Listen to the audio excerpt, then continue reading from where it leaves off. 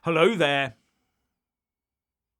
This failing Labour government has just announced that the general election voting age will be reduced to 16 years of age.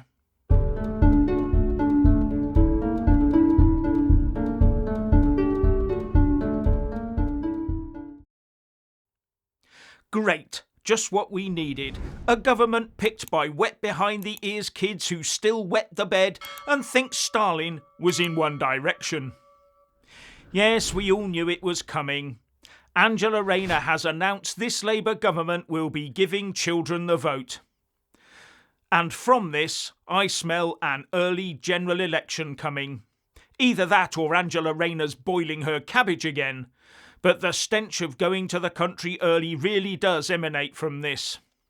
But I also think it could backfire badly on them. But more on that later. And I have to wonder, is giving foreigners the vote hidden somewhere in the small print too? In the 2024 Labour Party manifesto it said, "We will increase the engagement of young people in our vibrant democracy by giving 16 and 17-year-olds the right to vote in all elections." Vibrant democracy. Half of them still think Brexit was a Love Island contestant.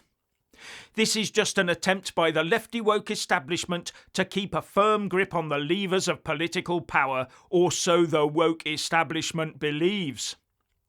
And what we'll end up with is a childish government underpinned by the votes of children, with schools happily adorning the place with Palestinian flags while pulling all the Union flags down. And if 16 and 17-year-olds can vote, will they be able to stand for Parliament too? Could we end up with lots of little Greta Goblin Thunbergs obsessing over net zero, infesting the green benches in the House of Commons, demanding we bomb Israel? Half of them would turn up to Cabinet in their PE kits and ask if they can change their pronouns.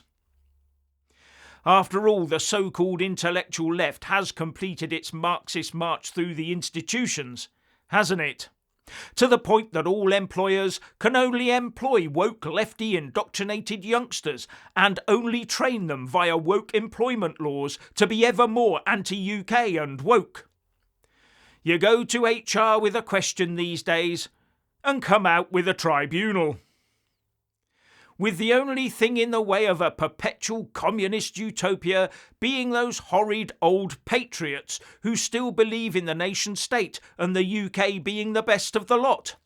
You know, people who remember when the UK flag meant pride in your nation.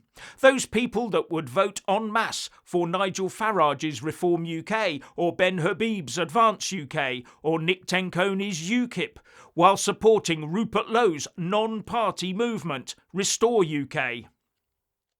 And with the pendulum now beginning to swing in the direction of these far-right groupings, Labour has decided to act now. Get the voting age down and stick it to the oldies. Now, the voting age was dropped from 21 to 18 in 1969 because it was recognised that most people left school at 15 and then 16 in 1972 and got a couple of years in work and in the real world before they could vote. So given that so many now don't end their education until they're in their mid-20s, maybe we should raise the minimum voting age to 30.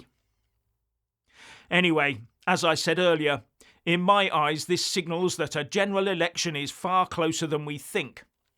Labour knows it will be toast if it allows the right to gather momentum in the way it is doing. Will be toast? They're toast already, but just begging the toaster for a second opinion.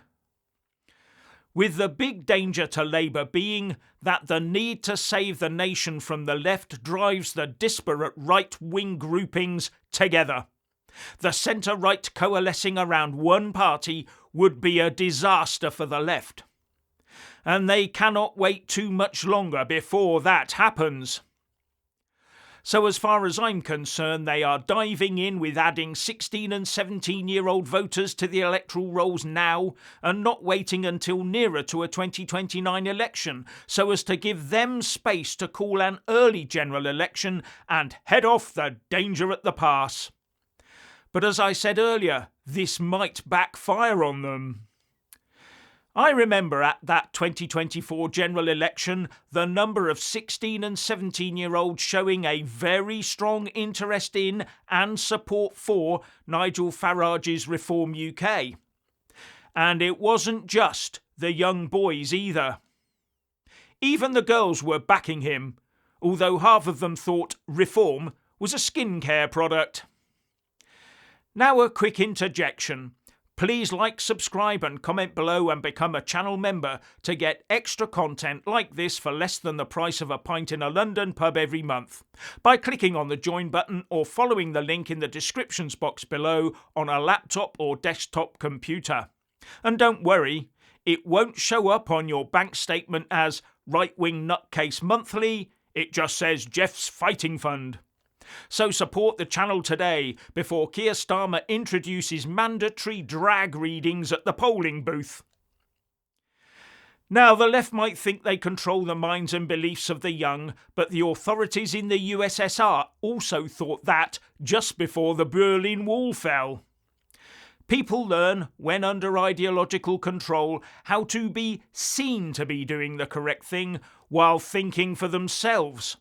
So when given the chance, they openly rebel. They disguise their true feelings and thoughts while ticking the correct boxes and parroting the correct messages before they go their own way. The school children will nod along in class, then go home and watch Farage video clips like they're learning forbidden sorcery. All ready to let pour their true feelings at the first available opportunity, maybe that next general election. Now, according to GB News, Angela Rayner has confirmed Labour's efforts to hand 16-year-olds the right to vote in the most significant example of electoral reform in more than half a century. Under new proposals published today, 16 and 17-year-olds will be able to vote at the next general election. But it goes much further, because in its general election manifesto, Labour said it would improve voter registration, with many fearing this will in the end mean removing the need for voter ID at the ballot box. As this is one subject against which the woke lefty Labourites have been fighting hard all the way. You'd think they relied on some form of voter or election fraud to survive, wouldn't you? If they had their way, you'd vote once for Labour and they'd count it 5 times and Diane Abbott would be doing the counting. But at least it might bring those who vote on a family or community basis back into the Labour fold. Or has that grouping now got too powerful and ready to strike out on its own, with Labour handing them the ammo to assist their efforts? Now, Labour has not said it will scrap the voter ID system, but that it will make it easier to prove who you are at the ballot box. By using a banker's card, for example. But surely that means giving local government officials your bank details so they can then check your right to vote using them later. And bank cards do not have photos on them, or at least mine doesn't. Maybe they should. But that's a whole other issue.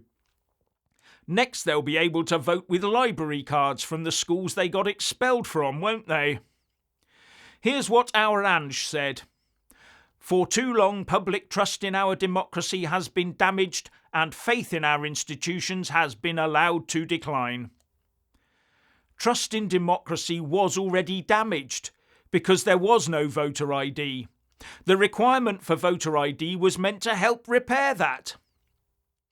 Rayner also went on to say, "We are taking action to break down barriers to participation that will ensure more people have the opportunity to engage in UK democracy, supporting our plan for change and delivering on our manifesto commitment to give 16-year-olds the right to vote."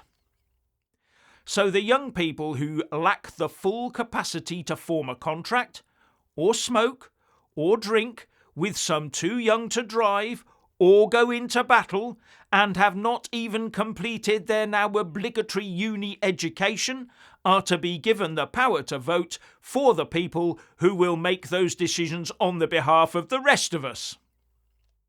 Half of them still believe their mum can call in sick for them. Oh, and how many of them actually pay any meaningful amount of tax? The 16 and 17-year-olds will become the new swing voters, an age group full of new victims to placate.